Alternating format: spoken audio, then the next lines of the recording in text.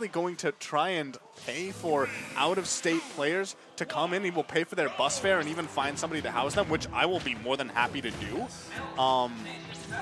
So players from, again, so MDVA, New Jersey, New England, and even to Canada as well. So yeah, so it looks like he might end up turning from like that awkward uncle to like the hero. Father for the scene. He's the hero at this point. However, we are going to be having a local hero who tends many locals in Venia coming out in this set between Masato, a Bayonetta who's been seeing better and better results as of late. Yeah. At the same time, Venia is been placing so consistently well this season. He has gotten like top 3, top 1, top 2. It's like I feel like keep in mind, this is a new season though.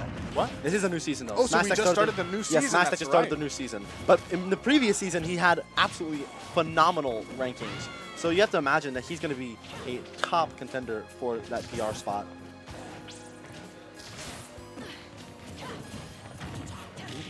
But however, Masato's certainly no slouch. I think you could definitely group him along with that players like Leo, Cassius, Dark Blues that are really you have to watch out for in bracket, despite the fact that they're not power ranked. Really solid players for sure. And it's like they can give you a really difficult time if you don't know how what their habits are and how to get around their very fine neutrals. Yeah, and so.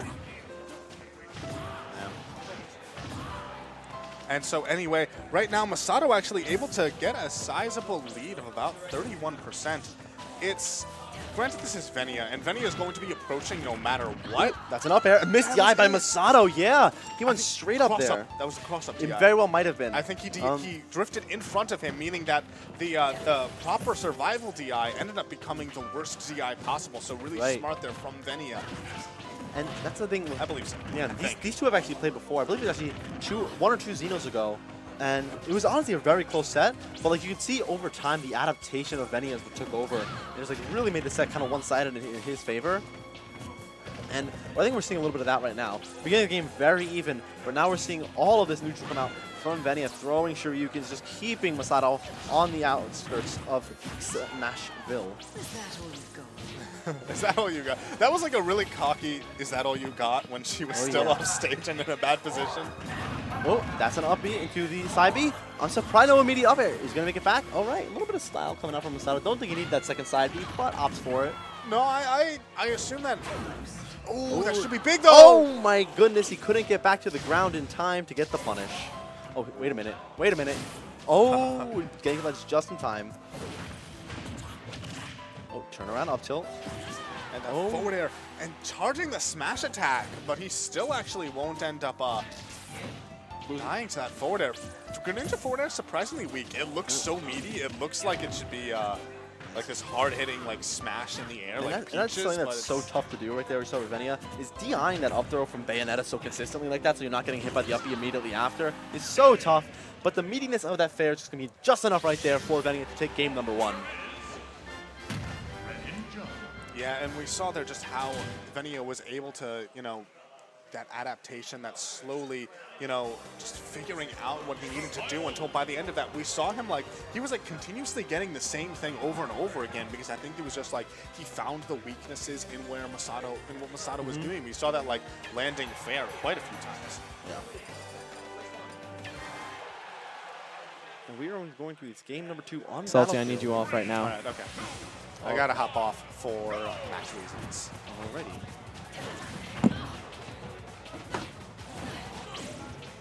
Alrighty, and going into this game at number 2, Masato versus Venia on Battlefield, the counter pick coming out. Definitely actually a big fan of this stage for Bayonetta. She gets a whole lot off of these platform 4 extensions, as we're seeing right now, 56 whole %. Going into 64.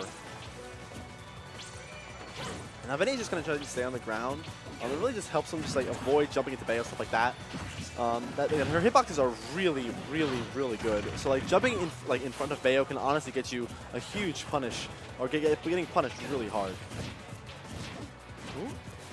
And back on the stage, he is without a side B or nice. Gets back there though with that side B after being hit.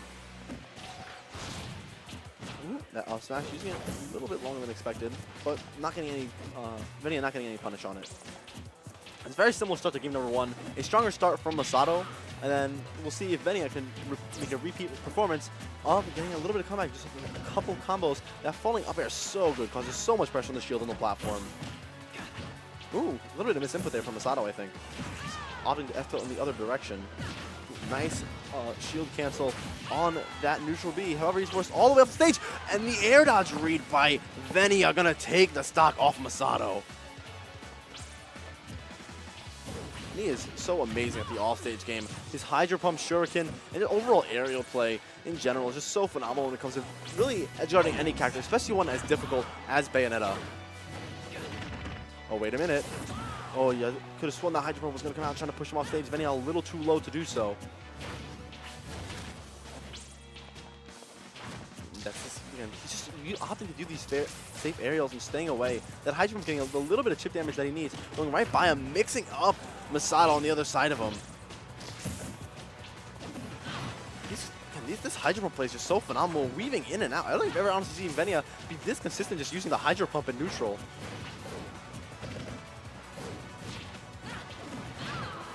Now throw into the up air.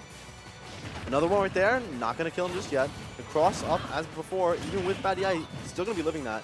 Ooh, opting for the nair. Almost getting a big punish. Oh, and no up air from Masato. Trying to get a big punish there with Venia. Guessing the wrong direction that Bayo was going to drift. Again, it's so similar to game number 1. We're just a dominant start for Masato, and then just Venia comes out and shows him why he is one of the top players in New York. No tech, but it doesn't matter in the end. I think it may have been untechable anyway. But Venia is going to be taking game number 2 in a dominant fashion, 2-0 over Masato. And that is how the story goes, it seems, in that matchup between those two.